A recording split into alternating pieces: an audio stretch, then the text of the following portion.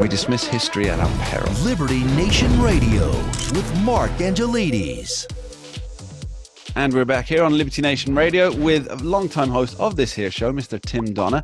Now, earlier in the show, we discussed the New Hampshire and Iowa issue for the primaries. But now I want to talk about the general election coming up in 2024, Tim, and specifically the threat posed by third-party contenders. Now, Tim, you wrote an article this week on the threat posed by no labels. Would you care to give us a brief encapsulation of how you see the situation with a third party?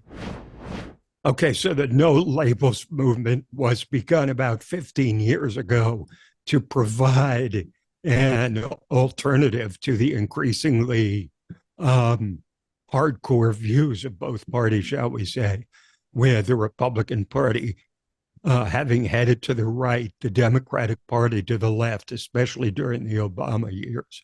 The party grew in size and stature, but mostly as just sort of some kind of antidote to the political partisanship of the 21st century. But this year, it's a serious thing because we see that between 2/3 and 3/4 of the country don't want either Donald Trump or Joe Biden on the ballot.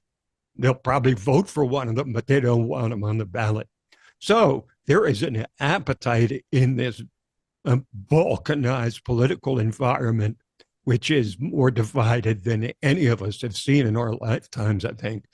The feeling is there's an appetite for a moderate centrist as an alternative to both Trump and Biden, and that's where no labels comes in.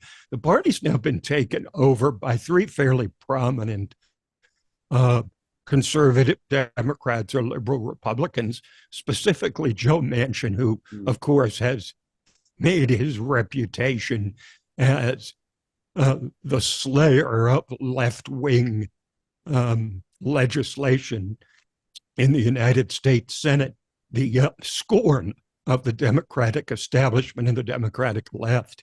Now, he's also, having been an outcast from his party, he's also way behind in his potential race for another term in the Senate.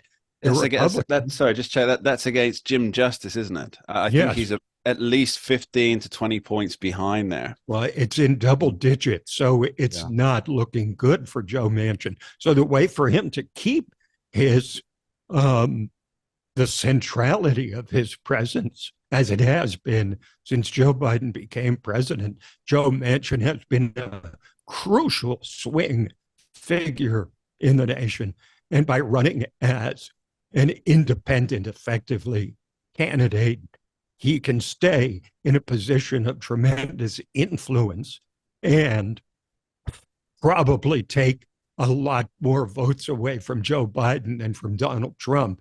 And let me tell you something, Mark, they are terrified about the no labels movement in the Democratic Party because they're now on the ballot in 10 states.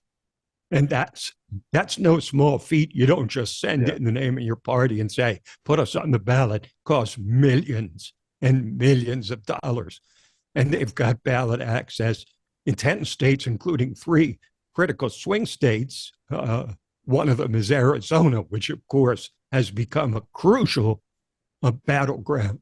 So you have to believe, given the millions of dollars that they have spent on ballot access, that even though party officials from the No Labels Party say they're only going to put forward a ticket for president if it's clear they can win and not just be a spoiler, you've got to think they're going to put a ticket forward.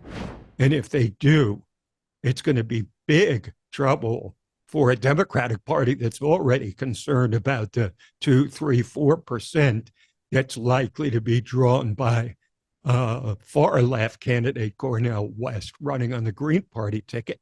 He could be the Ralph Nader of 2024 by siphoning votes away from Democrats.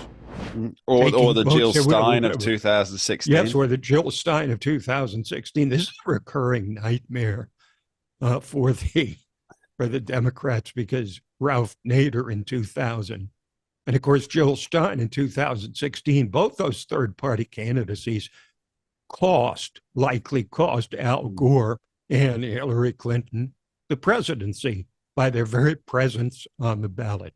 And so this is a serious threat.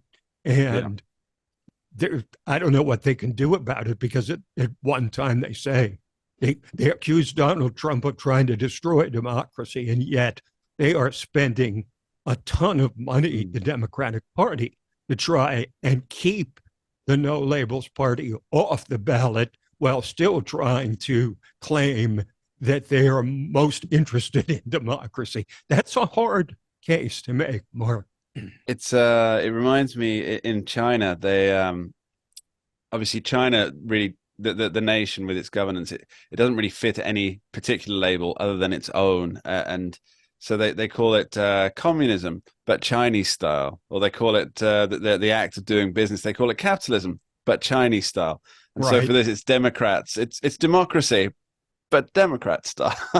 It's our kind of democracy. It's our kind of democracy. So let's dig into this Cornel West thing. So I really find that so fascinating. I can envision no labels, despite being on the ballot in 10 states already. I can envision them pulling out if it really does look like they're going to sink Joe Biden. I can see them pulling out. I know it's not a popular view, but I think that could happen. But I can't see Cornel West pulling out. And you and I were looking at the three recent polls that did head-to-head with Trump, Biden, and Mr. West. And in all three of those polls, Donald Trump is the clear leader. And I think that's because Cornel West is very much on the political left. He's a progressive socialist. He's Bernie Sanders, but with university chops, I think, is the right way to look at it. Professor Cornel West. I think he has professed at like every major Ivy League university, from Princeton to Harvard. Yes, he's not going to draw any votes away from Trump, only from Biden. Now, to your point that you think no labels will probably pull out if it's going to cost Biden the election, well, not if you believe Democrat conspiracy theorists, and it's more than just conspiracy, that the no labels movement is being funded by the Republican Party in order specifically to carve up the Democratic vote. And it would make sense, wouldn't it? We know that some people who've supported Trump in the past are among those who have contributed to the No Labels Party. Democrats are trying to get full disclosure of the contributions that are made from this, very highly funded organization, No Labels. And they haven't succeeded in it so far. We actually saw something similar, didn't we, in 2020, where the political left was backing what they considered the more extreme candidates on the right, because they figured they could never win in a general election. Tim, thank you ever so much, Mr. Tim Donner. Thanks for being here. We really appreciate your time. Thanks, Mark. Always a pleasure. We dismiss history at our peril. Liberty Nation Radio with Mark Angelides. Don't get caught up in the media madness. Join our movement for free thinking and free speech at libertynation.com. Publishing news and analysis 24/7 with original articles by our team of authors who tell it like it is. Join us each week for online TV shows, The Uprising Podcast, and Liberty Nation Radio. We believe in free thinking and free speech. We are libertynation.com.